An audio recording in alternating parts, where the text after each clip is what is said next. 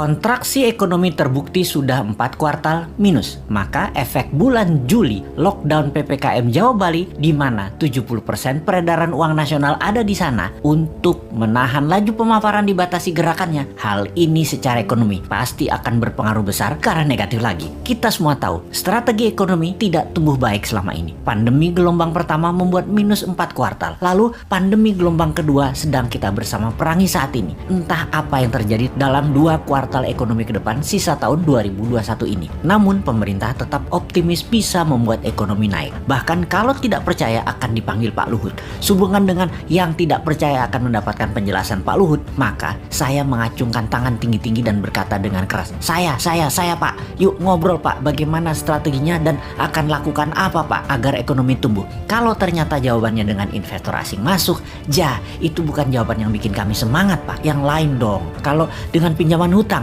itu juga bukan sesuatu yang baru. 7 tahun ini hutang naik jadi 6.500 triliun dari 2.700 triliun sisa Pak SBY. Itu juga bukan sesuatu yang wah, malah sesuatu yang loh. Jadi kalau ada yang tidak percaya mau dengar langsung dari Pak Luhut, terang saya menjadi orang nomor 1 ingin penjelasan. Saya Pak, kami berharap strategi baru yang dipakainya, bukan yang kemarin-kemarin yang terbukti membuat 4 kuartal minus, juga bukan yang membuat impor bertambah naik, juga bukan membuat tenaga kerja asing bertambah banyak di Indonesia. Yang baru Pak, yang segar, ada Pak. Juga bukan seperti selama 7 tahun ini telah berjalan memainkan kekuatan politik. Pernah membelah Golkar jadi 2 di awal dulu, membelah PKS jadi 2, membelah Demokrat jadi 2, membelah P3, membelah PAN, baik langsung ataupun tidak langsung, mendukung atau mendiamkan perpecahan politik terjadi. Jangan lagi seperti itu. Jangan terlalu berpolitiklah bernegara. Utamakan keselamatan rakyat, humanitarian. Ekonomi juga jangan terlalu mementingkan asing lah. Hutang, investor asing, kedua hasil bumi, sumber daya alam, tanah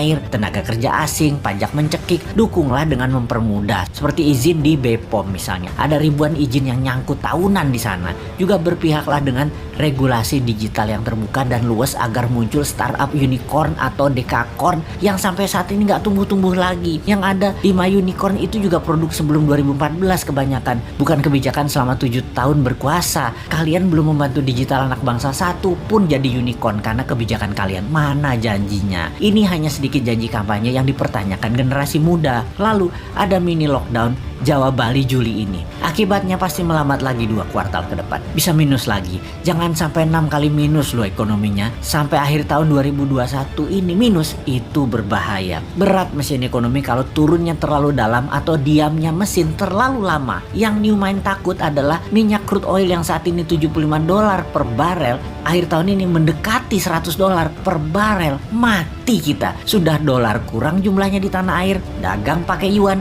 Sementara Amerika dan dunia Arab tetap petrodolar. Beri petrol ya pakai dolar. Lah kalau rupiah jadi 17.000 terhadap dolar karena perlu dolar dan dolar langka. Nggak ada dolar masuk karena yuan yang masuk. Beli minyak 800.000 barel per hari pakai apa bayarnya? Apa mau Saudi dibayar pakai yuan? Ya enggak lah. Yuan belum multi currency. Baru 1,7% transaksi dunia yang pakai yuan. Cukup nekat sih analisa meyuankan transaksi dan tergantung satu negara Tiongkok mitra dagangnya, padahal Tiongkok bukan penyedia semua macam-macam kebutuhan, terutama kebutuhan energi. Cina nggak punya energi, Cina aja import. Berat nih kalau crude oil mendekati $100 per barelnya di akhir tahun 2021 ini. Di sisi lain, COVID mudah-mudahan melandai sejak akhir Juli ini. Semangat vaksin kita dukung kok bos.